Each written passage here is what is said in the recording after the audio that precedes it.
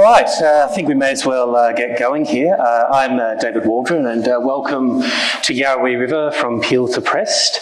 And I think to begin with, I would like to ask traditional owners of the land to come and do a welcome for country. I'd like you to introduce, to say a good welcome to Shannen and Koby.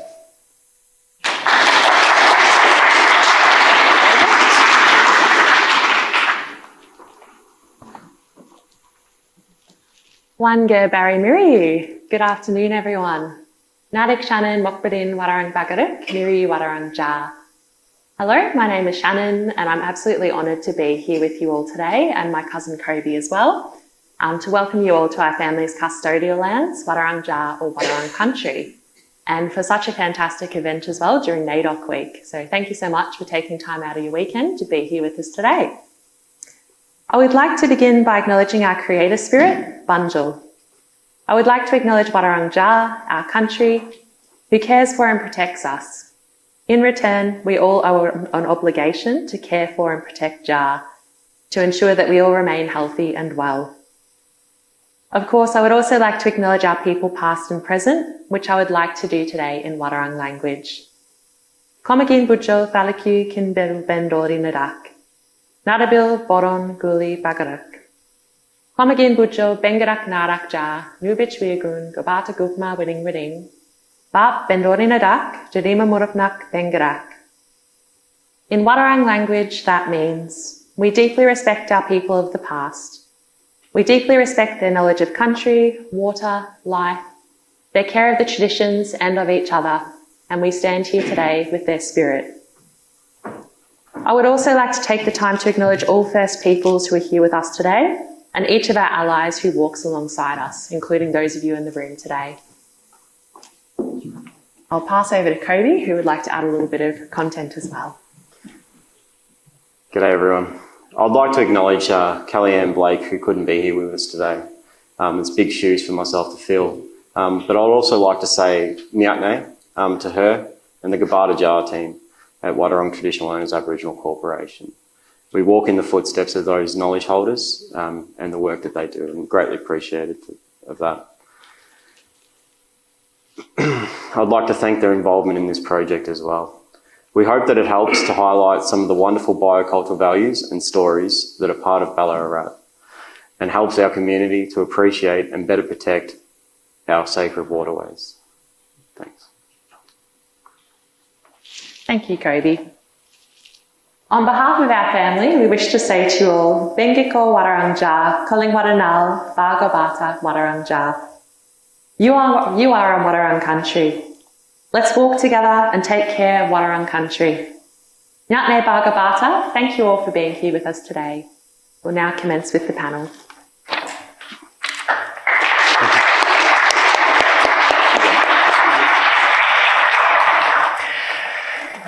And on behalf of the Eureka Centre and Federation University, I'd like to acknowledge that we meet on the traditional lands of the Wadawurrung people, and I honour and pay my respects to Wadawurrung elders past, present, emerging, and extend my respects to any Aboriginal or Torres Strait Islander people who may be present or viewing online.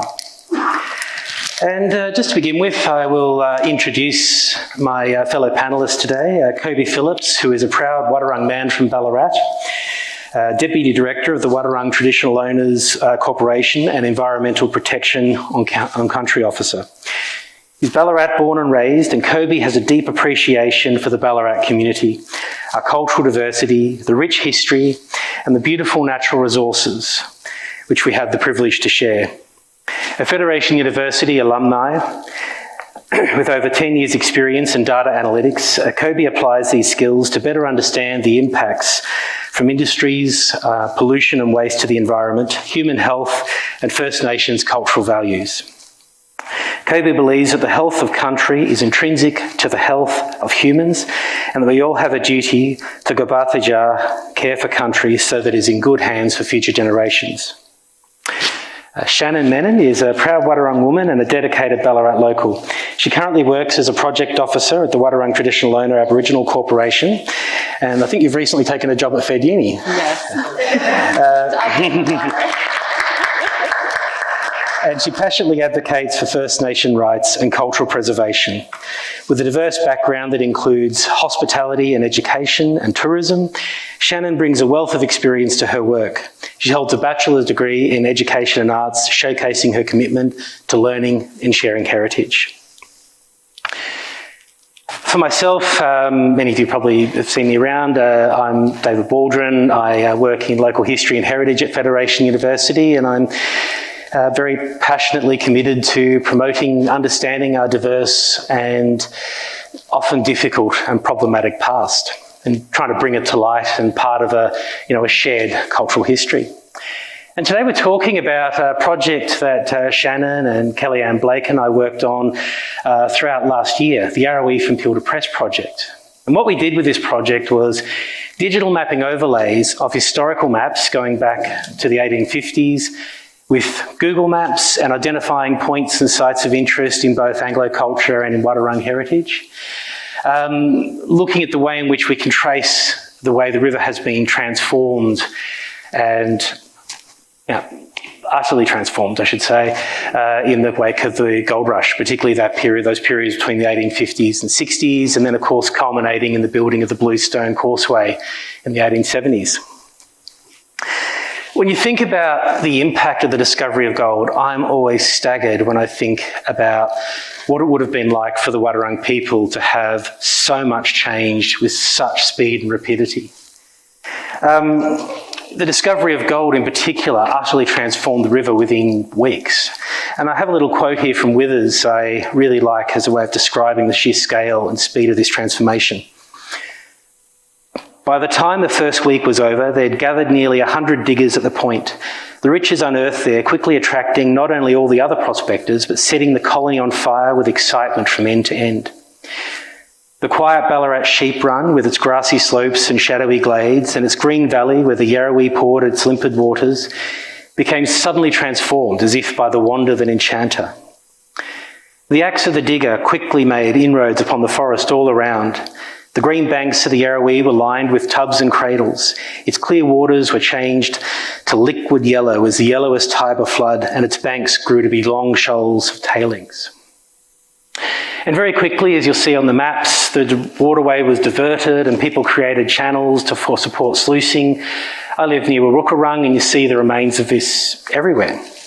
And of course, when you think about the waterway, the same water that gives us life and that we get our drinking water from, the sudden rise of a tent city of tens of thousands, all of those people using the chamber pot. Every time it rains, all that would flow into the water, and you'd have this kind of thing. And I have a little quote here from the Ballarat Star. I believe I've never sent in any report on the subject to the inspector, namely that the Nar Creek, flowing through Mr. Brunn's garden and from thence to Drummond Street, formerly flowing with pure water, is now nothing but a stinkered, fetid nastiness of refuse and off-scourings of his distillery and Duncan's pigs. The smell of this creek for a quarter of the mile on each side is most frightful. The bend of the creek, looking and smelling like the refuse of pig droppings and human waste, mixing with liquid manure. Nearly half the children and even adults have been swept off between Nar Creek and the Ballarat Cemetery from typhoid fever. Nearly all of Mr. Cowan's children have lately died within a very short time of each other, and a young, strong blacksmith, Reynolds, and every household in the neighbourhood has their children suffering from that disease and has had to pay an enormous price for doctors' bills. And of course, waterways are complex things. You adjust the flow in one spot and you'll have floods. You adjust it in another and the water flows too quickly and it dries out. And we've all seen today the river that becomes a trickle or a flood. And I'll give you a little depiction here from the Melbourne Herald of the Ballarat flood in 1869, which of course followed floods in 1867. And every time it was flood, the drinking water would mix with the effluent water and cause outbreaks of disease, particularly typhus and diphtheria. But this is a very vivid depiction of the Ballarat flood from 1869. Ballarat, Thursday. Here is a great flood in Ballarat. In parts of Bridge Street, the water is now over 5 feet deep. Mr. Steinfield, the Mayor of Ballarat East, is a great loser by the damages done to his stock and property. It is reported 2 women, a man and a child, have now been drowned. Several bridges are washed away. Women and children have taken out of the windows of their houses on Bridge Street to save their lives. The damage done so far amounts to over £40,000. Nearly all the bridges in Ballarat are washed away. It is the heaviest flood so known here, and there have been a great number of narrow escapes. So with that, I'm going to start having a bit of a chat with my fellow panellists. And to begin with, I think the first thing to start with, of course, the Anglo history of Ballarat and the Yarrowee is well discussed, and it's commemorated in places like this and Sovereign Hill and in public education. But from a Wadawurrung perspective, how do you see the impact of these changes and the transformation of the waterways?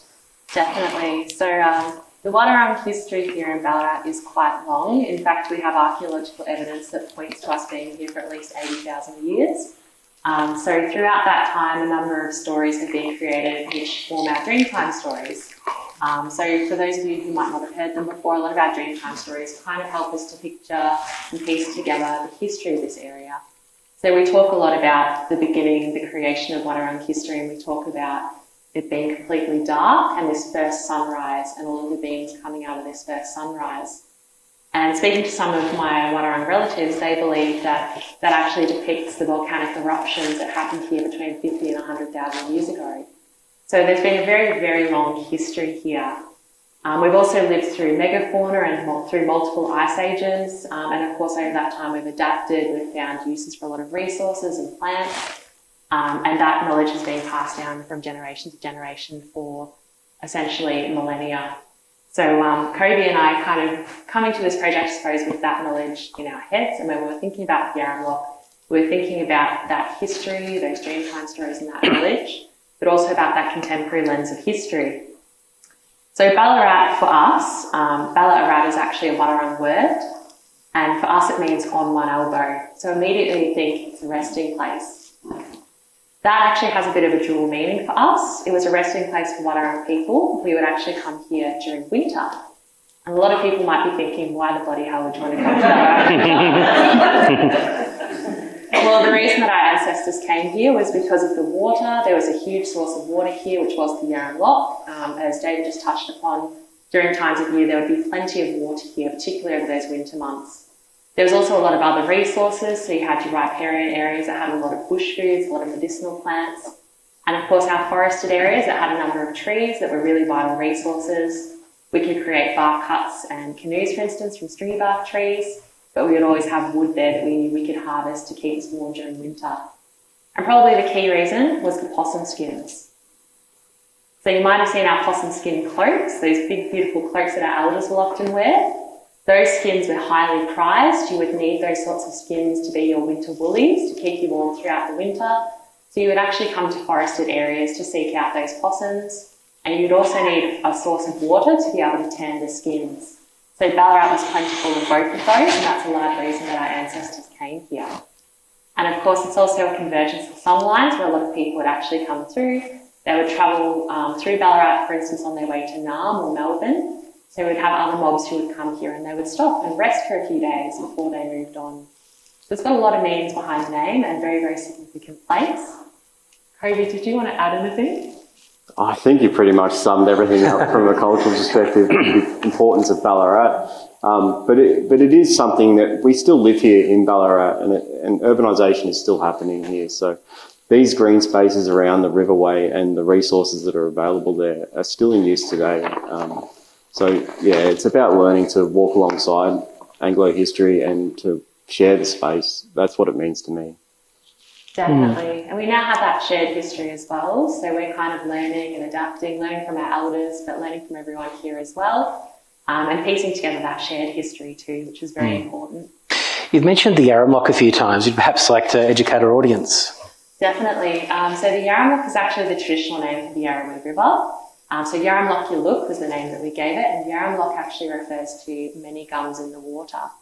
So you can kind of picture when you hear that what the Yaramlok might have originally looked like. And as David kind of mentioned with the flooding, we believe it was a bit of a seasonal flow. So during the summer months, for instance, it would actually dry up potentially. You might have deep depressions and pools where water would kind of retain. So Wadawurrung people would potentially be utilising those pools as a source of water and food for fish, for instance. But over the wetter months, you have this huge amount of water coming through. So you begin to have flooding and these big floodplains form, swamps and riparian areas that bring in a lot of birds, a lot of ducks, and a lot of plants spring up in those areas. So they kind of become like a big supermarket for us. Well, one of the things I noted with the digital map overlays was there are actually places like down towards Prest Street where the river was large enough to have islands. And I understand too, islands had a particular significance. Yeah, so islands were significant meeting spaces for us. There were also spaces that are often associated with ceremony. So there'd be places that we would be going to quite frequently. A number of different uses for the waterway as well. So with the Yaramlok, we would actually be utilising it as a bit of a highway, for want of a better word. So our ancestors would actually use it as a travel route. They would follow the Yaramlok up and down. The Yaramlok, of course, connects into the Lay River and then goes down and connects with the Barwon and the Moorabool. So you could actually utilise that water system to travel all the way down to the coast. That was really important for us because it was a way for our inland clans to actually meet with our coastal clans. So one question that always strikes me, and I mentioned in my introduction, from your perspective, what do you think it would have been like for the Wadawurrung people? I mean, we have the initial people coming in, of course, the Learmonts, for instance, and the squatters, and then the way in which you have to grapple with the hooves of the sheep, making the ground too hard for Murnong to grow, the sheep eating all the Murnong, and then the sheer rapidity. Like you look at the that image up there, like the sheer enormity and scale of the change. Like, how do you think your ancestors would have grappled with these sorts of changes? Yeah, so it would have been very interesting for our ancestors, to say the least. We think back to the 1830s with the invasion of Geelong, so we had colonists first coming in via Geelong, and a lot of them were actually following Wadawurrung people up from Geelong into Ballarat. So that's how we get our first couple of colonists arriving in Ballarat, and they were the Ewell brothers. So these two men brought with them 250 sheep. And unfortunately, when it came to the sheep, Wadawurrung people didn't have the same concept of ownership that a lot of these other people, these new colonists had. So that led to a lot of fighting, a lot of issues, and often you had these European settlers coming in and trying to section off waterways and areas of land, trying to block Wadawurrung people from accessing them or trying to deter them through a number of nefarious means. So for Wadawurrung people who didn't have that concept of ownership, they probably would have at first felt very affronted. And then, of course, once we begin to have the gold mining and that absolute devastation and destruction of country, for them, they saw country as a living being, as a spirit, as a mother figure. So they probably would have felt quite heart-wrenched, really awful about it. Have any thoughts for that, Koby, particularly with your environmental background? Yeah, when I hear that, I think about Uncle Brendan Kennedy from up at Tati Tati. He's a Tati Tati elder. And he describes riverways as the veins of country and the water that flows through them as the blood. And, you know, disrupting these waterways like they did would have been a massive impact to my people. It would have been an impact of our diet and the way we live. There's a lot of devastation that's happened from the mining impact. Perhaps talk a little bit about some of the legacies, because we still have that today, the environmental legacy from that period. Yeah, sure. So there's a lot of sludge that's still in the riverway and on the riparian zone of the riverway. Just being mindful these days of any kind of work that happens on the riverway, the soil still contains contaminants from the mine, and that has to be contained. So particularly interested in a lot of sites that are on the riverway and how they manage the soil runoff and just ensuring that those pollutants stay out of the riverway. I'm thinking for myself, like I live just near Wadawurrung, and there's parts of that where essentially it's become a park because you couldn't build on it because of the legacy of those contaminants. And then you have the gold rush, but then you have the works with the weapons testing and so on, where the ruins of the rifle club are today.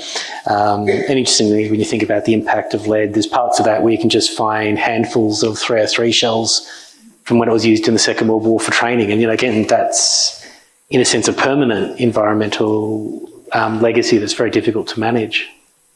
Definitely. And I think the other thing that we need to take into account is also the changing of the river itself. So from some of the maps, if you've been online and you've had a look at the project, you can see just how rapidly and how vastly the river passage is actually being changed. throughout Ballarat's history. Yeah, the 1857 map quite staggered me with the literally thousands of mine shafts running either side of Yarrowee River down Black Hill. And it's funny because I sometimes have had people ask me about, oh, was there a mine shaft on my property? And if you live in that area, you're likely to have maybe half a dozen mine shafts that have been on your property. And I recall an anecdote of a friend of my wife's who was going to buy a property there, and she actually had a sinkhole open up in the backyard. And the real estate agent, in the way they had, said, well, at least you now know where it is. Which she wasn't impressed with because she had two small children of, 3 and 4.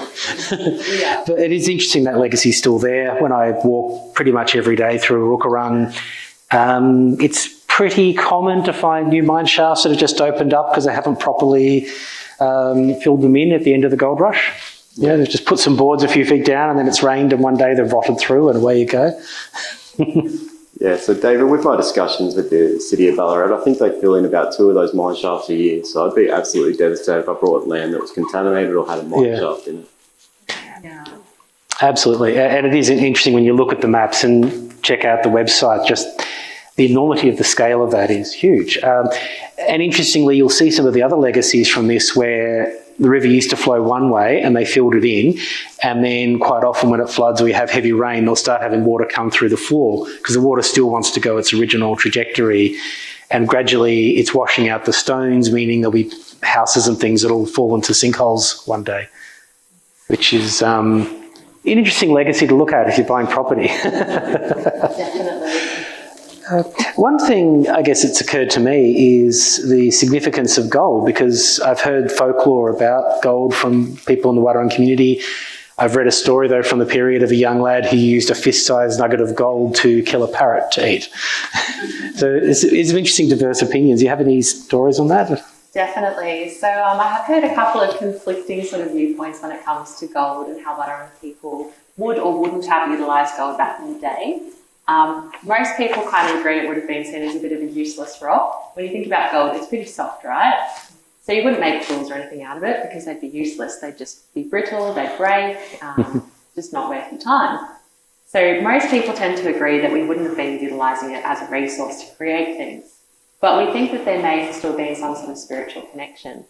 So one of my elders, Uncle Wally Eccles, told me a story a few years back about Wadawurrung people actually seeking out waterways such as the Yaramlok, which would have had flecks of gold in them, to actually go to them to feel more connected to those who've passed on. And the reason we kind of think they did that is because when we look up into the sky and we talk about sky country, we're also talking about the dream time. When you look up in the sky, you see the stars, and we say that they're representative of those people who've passed on. So if you look up in the sky, you'll see Jupiter, which for us is the campfire of Bunjil. And the Milky Way is the campfire smoke of our ancestors. So we say when you pass on, you actually follow that campfire smoke into the dreaming. Those stars, when you think about it, are kind of like a reflection of the golden waterway. So we think that it would have been a way for them to go and feel a bit more connected to those who actually passed on. And in fact, it's actually the same reason that we do smoking ceremonies. That smoke, we say, actually allows us to send messages up to those who've passed away. So if you're actually at a smoking ceremony and you're thinking about someone who's passed on, we say that that smoke will carry your message up into the sky country, into the dream time. Yeah, I was thinking, the sheer, because of course in every culture waterways are a central factor of life. We've talked about religious importance and cultural importance.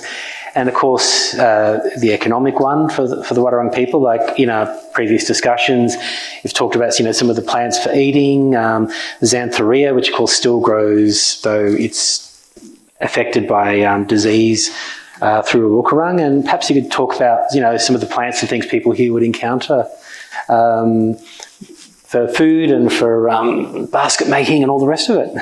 Definitely. Do you want to jump in, or do you want me to keep talking? I just want to say I'm glad you mentioned the disease. So for Tophet dieback, there are signs that we'll walk around about how you can help protect those plants against these, and it involves like washing your boots, washing your tyres, and not spreading that disease. So thank you for the education on that one, and also just keeping your dogs on the leash and thinking about riding bikes through the Walk-Along. It does kill our grass trees. So thanks for mentioning that, David. Grass trees are actually a fantastic example. So if you've been out to Wadawurrung, you might have seen the xanthophyllus or grass trees as they're known. There's actually a couple of different varieties that are here in Ballarat, but those are very significant plants for us. There's about 13 known uses that we currently have for those plants. They are used for everything from creating one of the strongest super glues that we actually have here in Australia, through to being used as makeshift torches, makeshift weapons, for weaving, as an emergency food source. If you're short of food in the middle of the bush, you can actually take the roots and eat them. They are a protected species at the moment, so please don't do that. But we did have a number of uses for them, so they're quite a significant plant for us. But in addition, a lot of can't speak English or Wadawurrung today, apparently. A lot of our riparian areas, so a lot of the vegetation that you find along the waterways, was very, very significant to Wadawurrung people because a lot of those plants are medicinal plants. So we have things like your kumbungi, which you can actually pull out, so your bulrushes, you might see them around Lake Wendouree. You can actually pull them out of the ground and they have a big tuber network. We would actually take those out and actually roast them up and eat them. We have a number of other species, your river mint, for instance, really, really good if you've got a toothache, you can chew on it. A lot of saps from a lot of our trees can be utilised in different ways. Some of them have antibacterial properties, so they can be used for, say, treating a wound. There's lots and lots of really important plants you actually find along our waterways, and within the bush as well here in Ballarat. I was thinking too some of the other uses, like of course a source of ochre up near Black Hill. Again, when we were chatting about this in the project and so on, of course, you see patterns of trade across Victoria as well, and you're giving some examples of that. Perhaps you'd like to enunciate a bit further? Yeah, definitely. So when it comes to trade, we actually had quite a huge trade network with other mobs, and that actually extended throughout our shared history as well with a lot of the colonists, so people who were travelling up to Ballarat, for instance, to the goldfields. So Ballarat, oddly enough, one thing that we're really known for was the swamps that were here. Remember, we had that network of floodplains, but we also had a really amazing swamp that's now Lake Wendouree. Before it was dredged out, it was something called a black swamp, and black swamps are a really important resource for us. They were what we used to tan hides. So we would actually often help them along by bringing along acacia, wattle bark, and we would actually take it to these swamps, this still and stagnant water. You would put it into the water and the tannins from the bark would seep out into the water itself. You can then utilise that water, take your hides and put it in, and over about 2 to 3 months, those hides would actually tan and cure.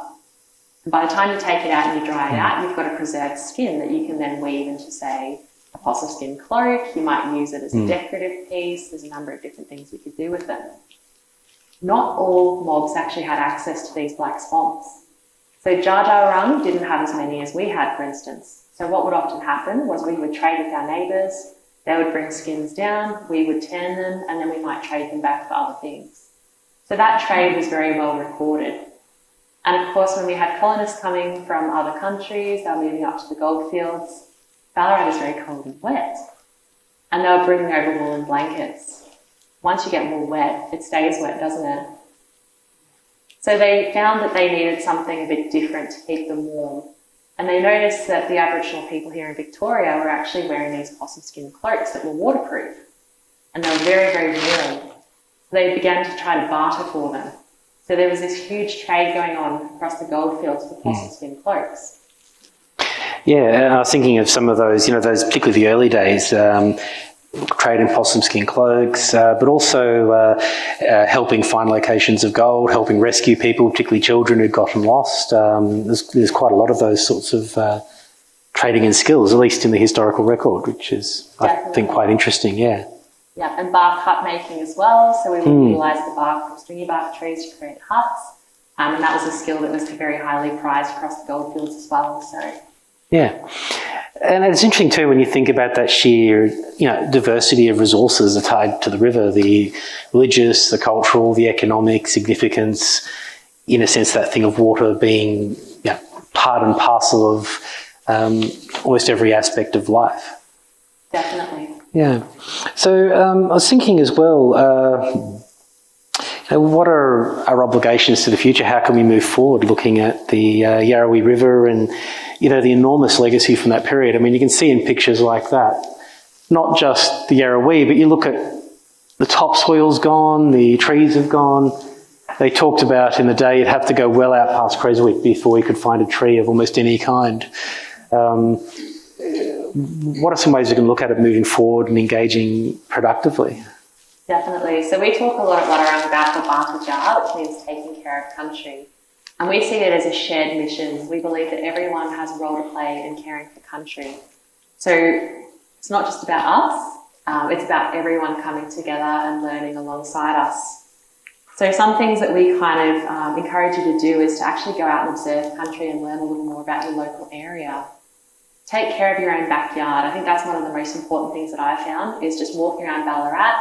I tend to pick up a lot more stuff that other people travelling might not notice. You know, I might notice that there's less, cockatoos around one year, for instance, and I might think, why is that?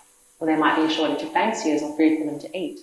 So it's about actually paying attention to your surroundings and starting to piece together what's happening in your backyard and how you can actually help.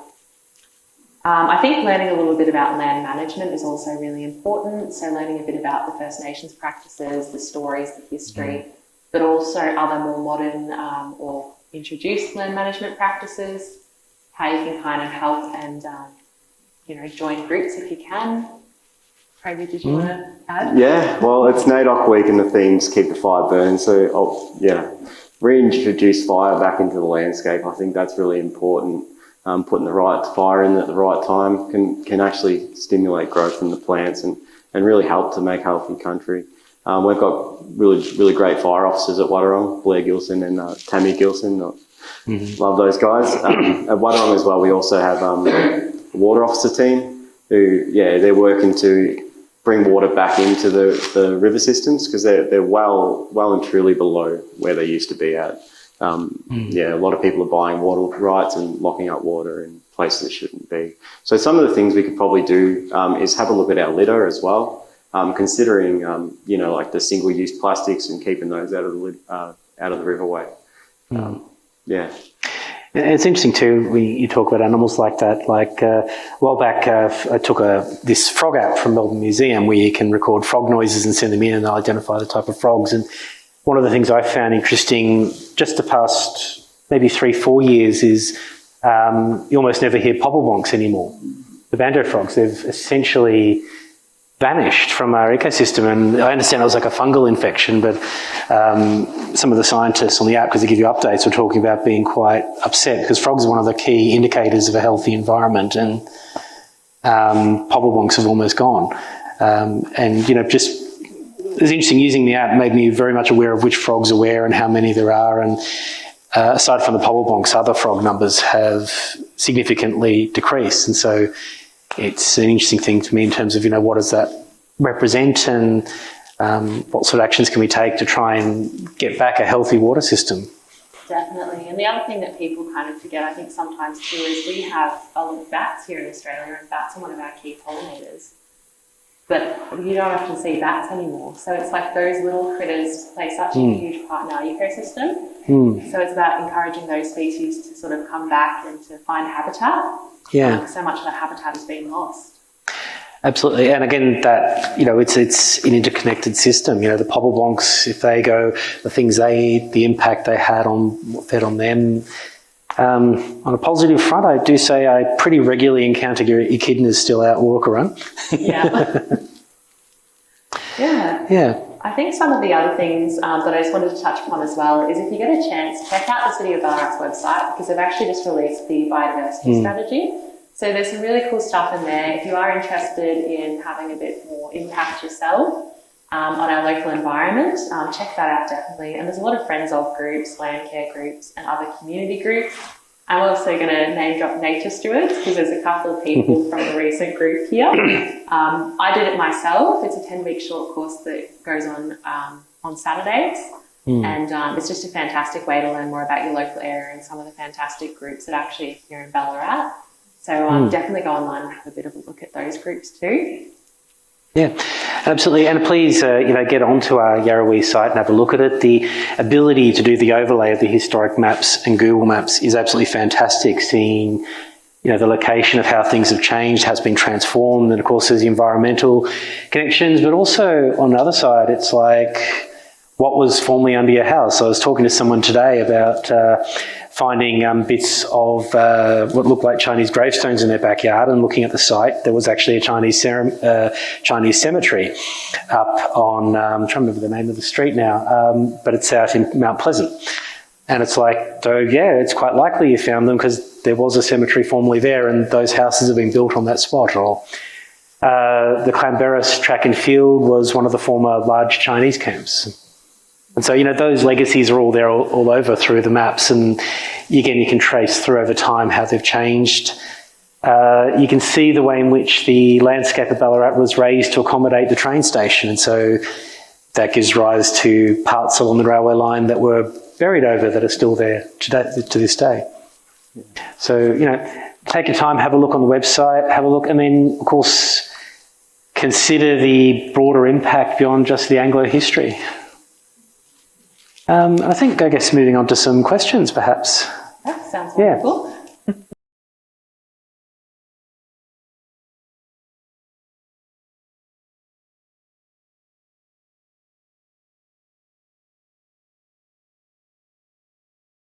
Have any questions from the audience?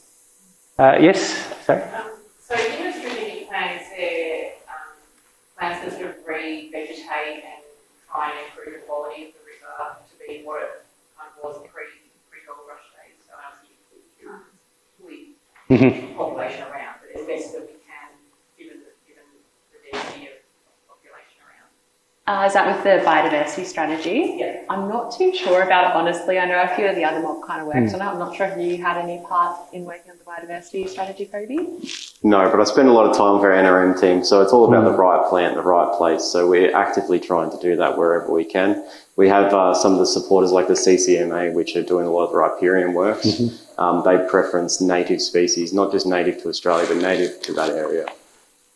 Definitely. Yeah. And there is some work going on at the moment through the Urban Ripple project too, which the Bundabyung Landscape Alliance has received some funding to carry out revegetation. I think it's 13 sites, is it, Julie? Yep. Along the Yarrowee. So there will be a lot of work happening there too soon.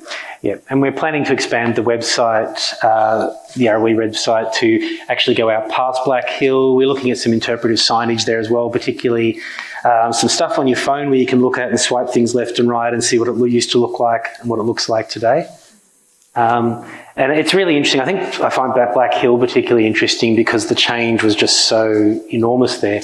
I've sometimes done a little lecture where you go from, some of the very early sketches of it, and then you go through that massive period of transformation in the 1860s and 70s. And then it's slowly abandoned, then it slowly starts revegetating until it looks like what it is today. But even today, of course, there's all sorts of tunnels and things all through there, and it's essentially been ripped up and scattered across the landscape, which is staggering. Yeah. Yes? Given the reduction of species that's occurring, like the bats that Shannen mentioned, is there anything that we can do in our own backyard to help that?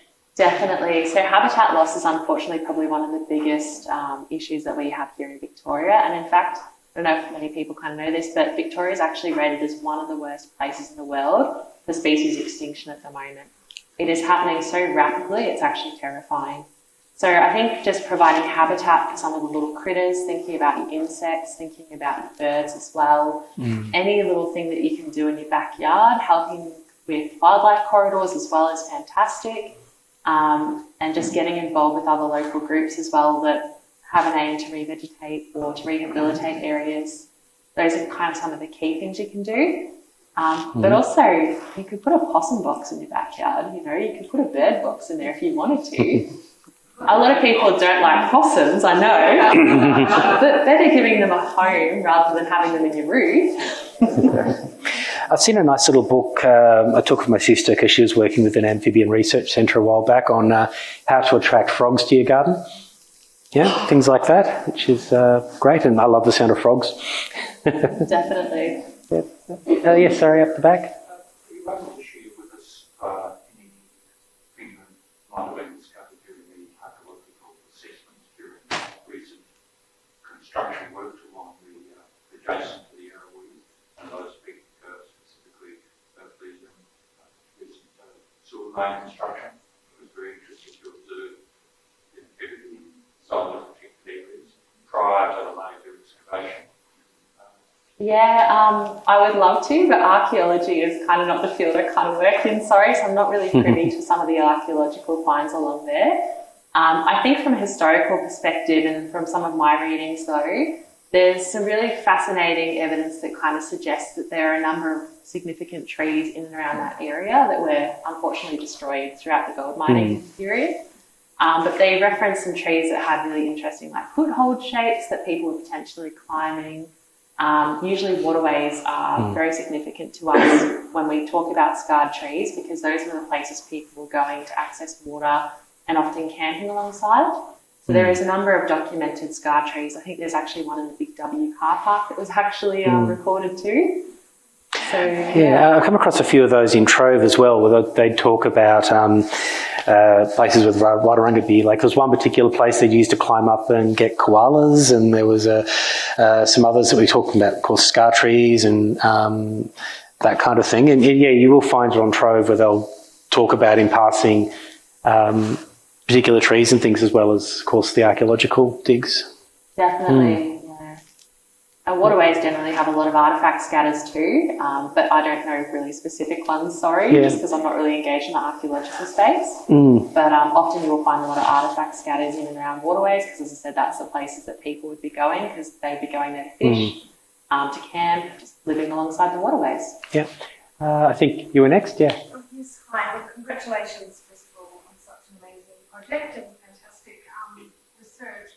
Is there a next stage of this? Do you keep going with it? Yes. Yeah. Yeah. And what does that look like? So it's expanding the digital mapping and, of course, interpretive signage and other digital connections towards Black Hill, but there's also, of course, down the other way towards Geelong and the Barwon and so on. So from my end, it'll be, digging up maps and resources and records, expanding the river further. But I have been talking to people in other regional areas like Bendigo about doing similar projects there as well, because it's something that's just of so much use to everyone.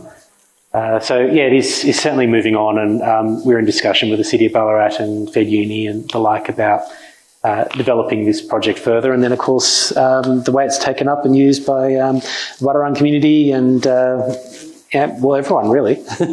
Definitely. And I think from my perspective as well, and Koby probably too, it has opened a lot of doors with the City of Ballarat too to have those discussions about litter management, about pollution, about, well, can we make the Yarrowee a better place for everyone? Can we put walking trails in? Can we revegetate areas? So I think we're going to see a lot more growth in that area soon. This is just kind of the beginning of it. So I'm really excited to keep going with this project. It's not just this project though, it's everything else that feeds off this and what we're discovering from this. It's been incredibly insightful. Just looking at how the river's been straightened and all the bends, the potential of parks, some things to give back to the City of Ballarat residents, it's really a great project. Absolutely. Someone in the front had their hand up. Sorry, I think it was you, wasn't it? Yeah. Well, thank you very much for your talk. It's been fascinating. But I'm fairly new to Ballarat, and I've joined up with the Mulla Wetlands Land Care Group.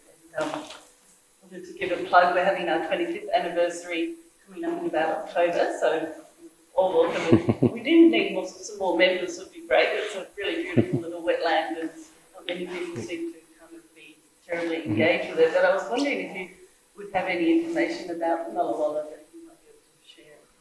Yeah, Mulla was actually one of our ancestral figures. So he was known as one of 3 King Billies of Ballarat back in the 1860s through the 1890s, I want to say. And he was quite a well-known figure across the goldfields. He engaged on behalf of a lot of blocks with the new settlers who'd arrived. And he was kind of given a few, I don't know if you've seen like the necklaces that they used to give to Aboriginal kings, they used to call them back in the day, as a sort of a token of this is the person that you need to talk to if you need to talk to the mob about anything. But Mulla was actually gifted some from some of the surrounding clans as well, because they didn't really want to engage with the settlers. They said, we'll just leave it all to you. We'll give you our necklaces and you can liaise on behalf of all of us. So he was very, very well respected. Very interesting fellow. He's got a monument up in the new cemetery. If you go and have a look, it's quite substantive. So are we running to time? Oh, sorry, gentleman down the back. Sorry. Oh, yeah, sorry. Would you like to? Yeah, please. Yeah, good to see you too. There's plenty of banjo rocks down south. Yep. Wonderful. Excellent. I'll have to go check it out. And, Thank you. and hopefully they can recover from the fungus and start to spread again, because that's been the issue. Yeah. I think you were first, and we'll go at the back. Yeah. Sorry. Thank you. Yeah, Koby, you mentioned that this part of the river was really affected by the water rights that some properties been able to have access to. Same with the Waldron River and the farms north of Darracks or in the Dartford direction, great impacting flows. Is that the same area that's impacting Yarrowee, or is it other areas? So the Mirrable's a separate river system completely, but yeah, we've done a lot of work along the Mirrable, and that's probably where mainly the Wadawurrung's been working in the last couple of years. But no, it is different impacts. There are different licenses where people are taking water away and then treating it on their sites, or there's all these things that impact downstream. Great. So the fellow at the back, yeah. Yes, I've only been there 40 years, but it's very good to hear Yarrowee actually referred to consistently as a river. For years I've made myself unpopular correcting everyone calling it Yarrowee. Yeah. Thank you. So let's continue that. And the presentation today does say field of Prest, and that area in particular, I've lived adjacent there for 40 years, and I think it could be a wonderful asset. Black Hill has had some good things. There have been, I haven't got enough figures to count how many groups that I've joined, how many plantings I've been involved in, and yet there's still, we've had our draft, our overdraft, it still needs some emphasis from the local Indigenous people, the local incomers, to beg the council to improve that area of action. Even just in that small area, there's the Redan law enforcement. And I have a cacophony of frogs ever beneath him, and attracted a few of them.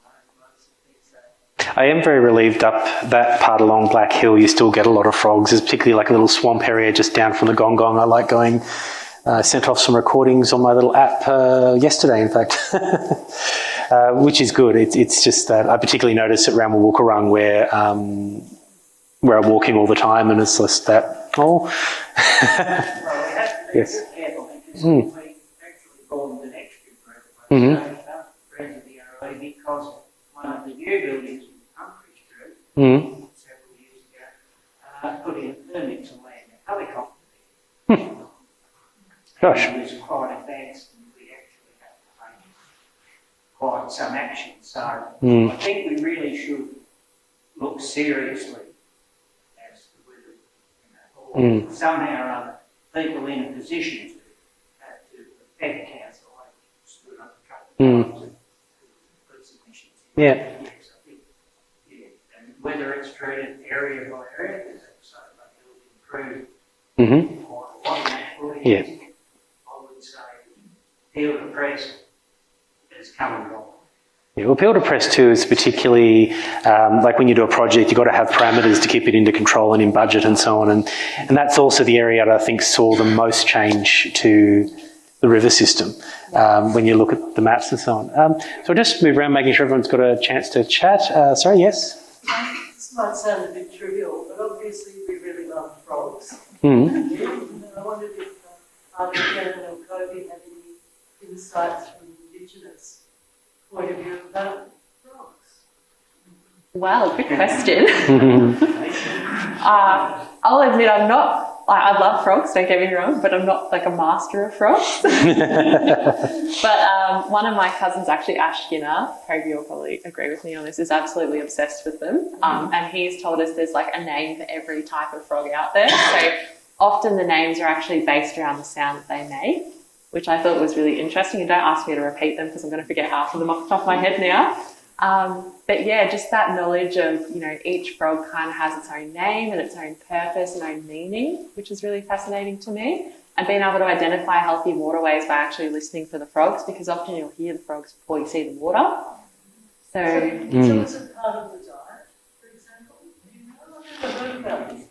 good question. I don't really know.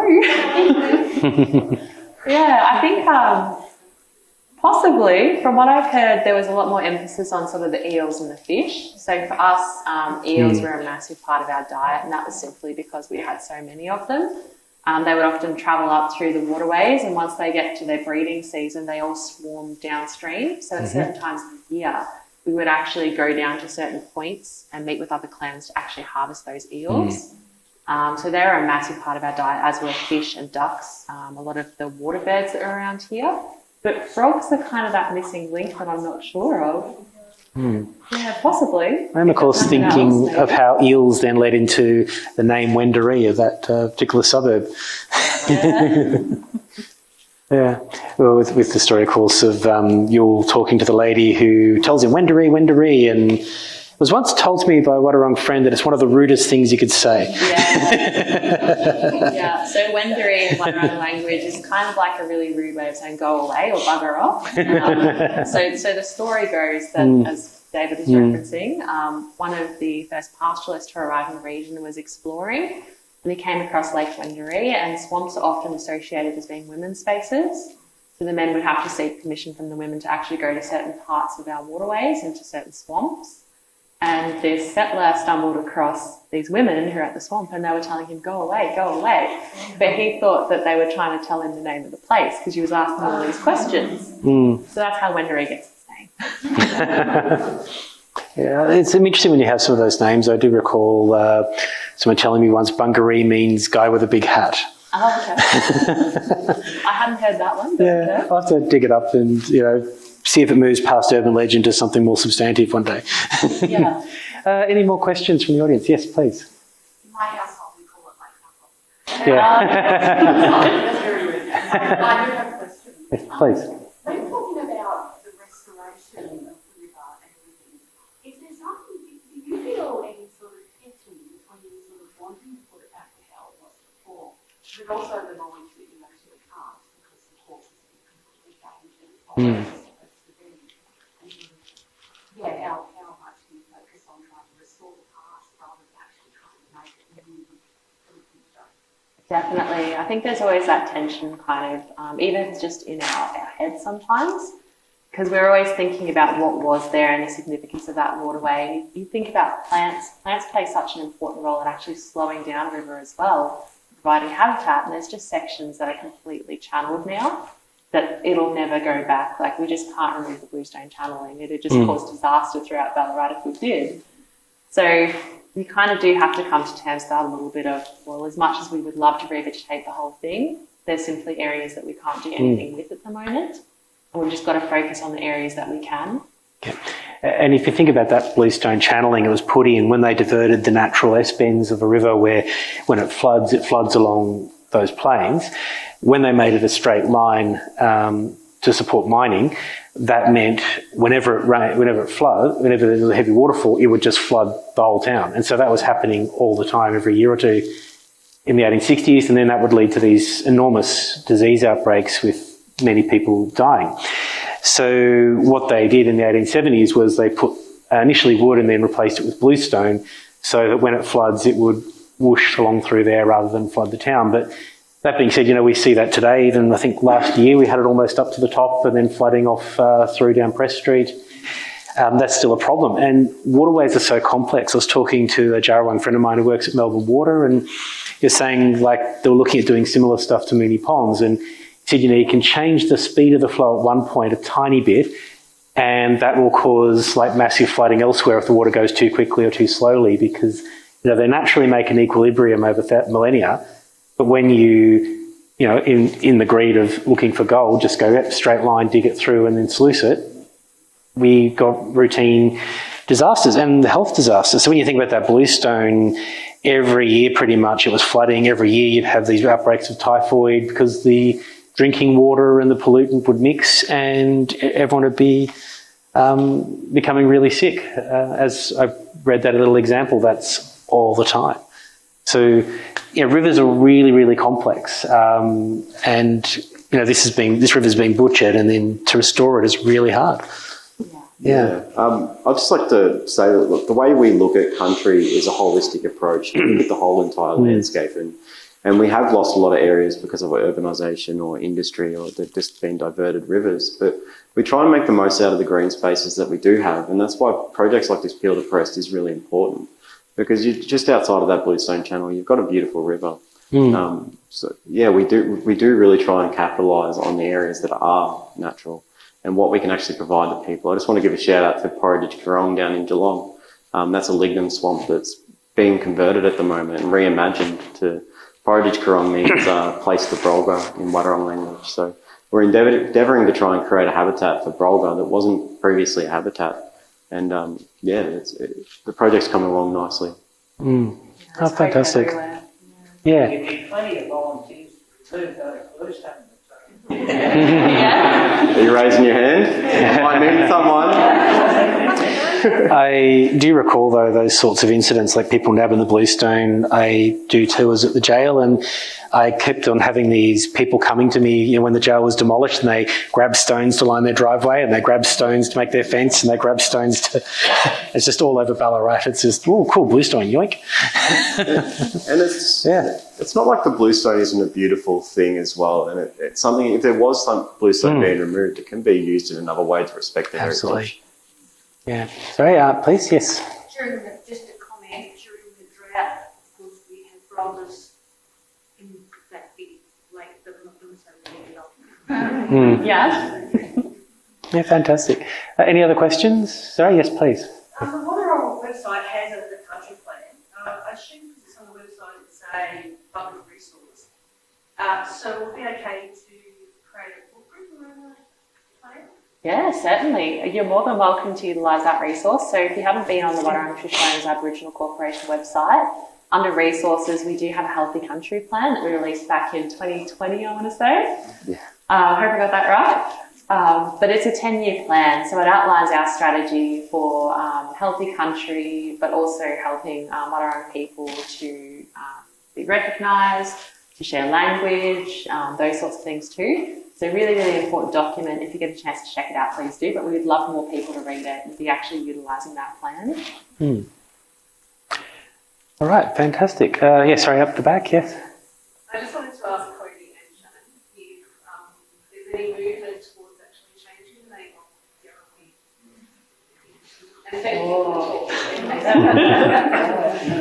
It's something that we have flagged with the City of Ballarat, but these things take a lot of time and a lot of discussion. So there's nothing locked in. It's just merely been a couple of conversations about, is there the potential maybe at some point to look at the Yaramlok being a name that we use for the Yarrowee in conjunction maybe with Yarrowee or replacing it, we're not sure. And Ballarat as well, I don't know if you guys know this, but the reason that we have the double A in Ballarat is because the original Wadawurrung pronunciation is Ballarat. So looking at little things like, can we bring back the second A? Is that a potential? And it is actually the United Nations Decade of Indigenous Languages at the moment. So that's why we are seeing a lot of places across Victoria kind of looking at dual naming or naming places in Aboriginal language. So there is a bit of a push for that at the moment, but whether or not it will eventuate, we'll see. I think we have time for one more question, perhaps. Sorry? Yes, up the back. Yes, please. Yeah.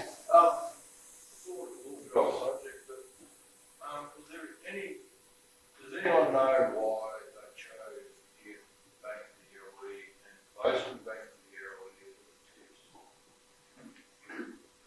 Yarrowee? Good question, I'm not too sure. One over put on an old tip, and the mentally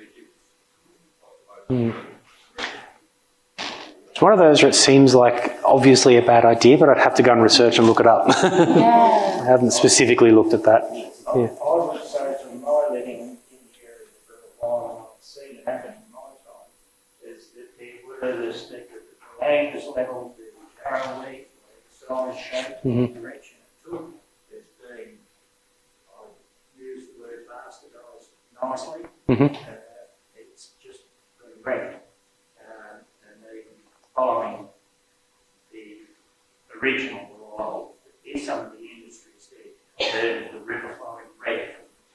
But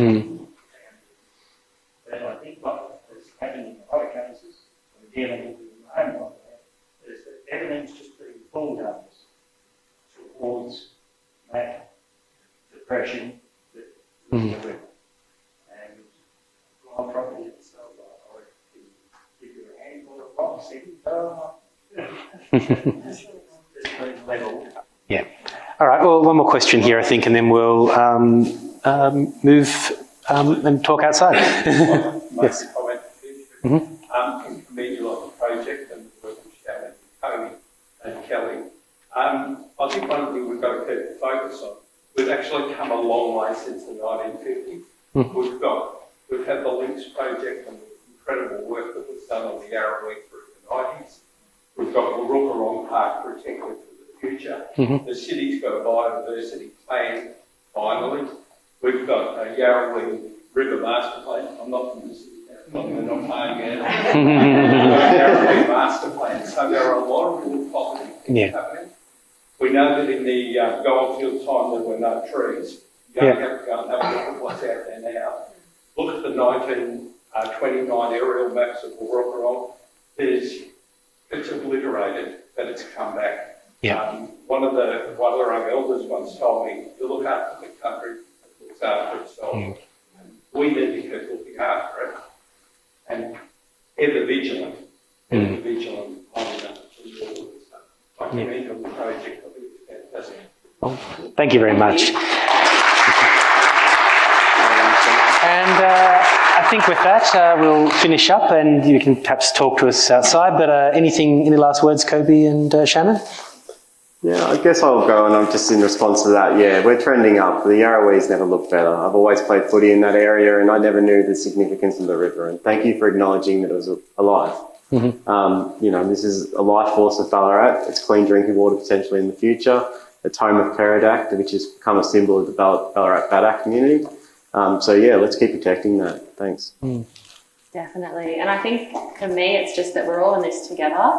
We all share this country now, so we all hold that once again, can't speak English. We all hold that obligation and responsibility to care for our own backyards. So any way that you can help, please do. And any questions, please feel free to come and ask us. Happy to help where we can. Great. And with that, thank you very much. And I hope you've enjoyed today's panel. Thank you.